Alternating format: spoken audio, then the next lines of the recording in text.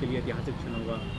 जितने भी देशवासी हैं, मैं उनसे आग्रह करूंगा कि वो अपने घर में दिवाली की तरह राम जी का जो राम मंदिर का उद्घाटन है उस अवसर को मनाएं, दीप जलाएं और पूजा करें। देखिए, ये देश अब सिर्फ पूजा करेगा। पूजा के अलावा इस देश के पास या देश के नागरिकों के पास ना तो नौकरियां हैं, ना कारोबार है।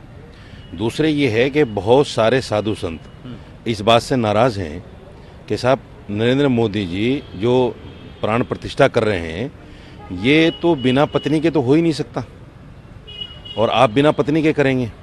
दूसरे, आप जिस बिरादरी से आते हैं उस बिरादरी के हिसाब से भी प्राण प्रतिष्ठा नहीं हो सकती। तो बहुत सारे साधु संतों का आह्वान है इस पर कि भाई आप ना करें तो अच्छा है, नहीं तो ये साल पूरे देश के लिए बहुत ख़तरनाक साबित होगा। इसलिए मेरा मानना ये है कि मोदी जी को 2024 ना देखकर, जब आप धर्म के नाम पर, आस्था के नाम पर राम मंदिर बनाना चाहते हैं तो फिर उसको उसी रीति रिवाज के साथ कीजिए जो वैदिक रीति रिवाज हैं, जो सनातन का रीति रिवाज है।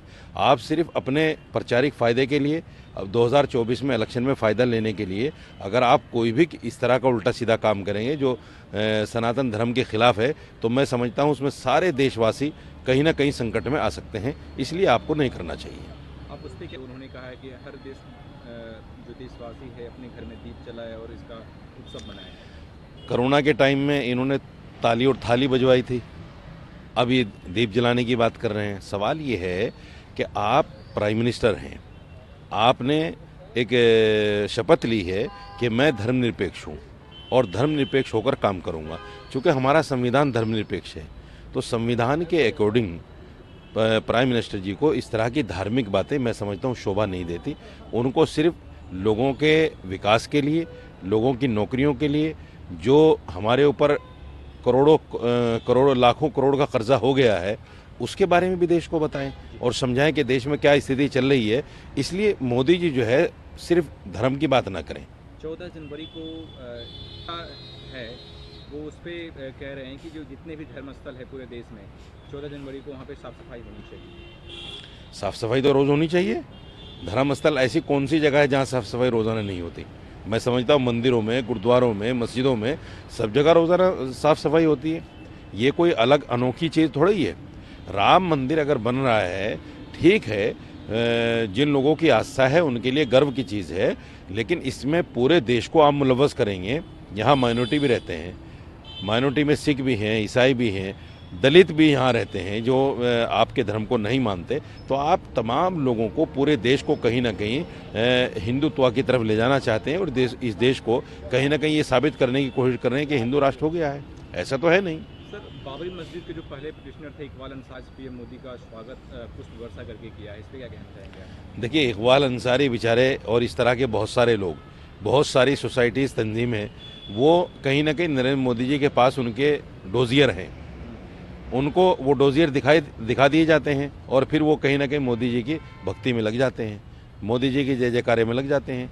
तो इकबाल अंसारी जी जो बाबरी मस्जिद का केस लड़ रहे थे, उनको इस तरह के प्रोग्राम में शामिल नहीं होना चाहिए, क्योंकि आप मस्जिद के असल पक्षकार थे और आप मोदी जी का जय जयकार कर रहे हैं। तो मैं समझता हूं कि मुसलमानों को दिल दुखाने वाली बात है, उनको ऐसा नहीं करना चाहिए। राम मंदिर के पोजीशन भी कहीं ना कहीं बीजेपी का विरोध कर रहा है कि और खासकर उद्धव ठाकरे जो है उनकी पार्टी, शिवसेना की पार्टी, संजय राउत कह रहे हैं कि बीजेपी जो है राम मंदिर को एज ए कैंडिडेट 2024 में पेश करना चाह रही है। देखिए, ये तो बिल्कुल साफ है। देखिए, जो लोग असल पक्षकार थे राम मंदिर के, हिंदू महासभा जैसे लोग, उन तमाम को अलग कर दिया, उनको ट्रस्ट में भी नहीं रखा। शिवसेना ये भी असल थी राम मंदिर बनाने के लिए, और इन्होंने भी बढ़ चढ़ कर हिस्सा लिया था राम सेवा जब हुई थी 92 में। तो मैं समझता हूं कि तमाम लोगों को नज़रअंदाज करके जिस तरीके से राम मंदिर का उद्घाटन करने की बात की जा रही है, और बकौल साधु संतों के, जो साधु संत कह रहे हैं कि आधे अधूरे राम मंदिर पर आप प्राण प्रतिष्ठा कर रहे हैं, ये तो और भी दुखद बात है। आपको जल्दी है इस बात की कि 2024 का इलेक्शन है। तो मैं समझता हूं कि कम से कम अगर विपक्ष की आप बात नहीं मान रहे हैं, मुसलमानों की बात नहीं मान रहे हैं, तो अपने साधु संतों की तो बात मानिए, जो वैदिक धर्म को का सहारा लेकर वैदिक धर्म की बात करके, जो है सनातन धर्म की बात करके आपको समझाने की कोशिश कर रहे हैं। तो कम से कम उन्हीं की बात मान लीजिए। कुछ साधु संतों ने तो वीडियो जारी की हाथ जोड़कर कि हम हाथ जोड़कर प्रार्थना करते हैं कि मोदी जी कम से कम इस काम से रुक जाइए, नहीं तो देश में अनर्थ हो जाएगा। Thank you.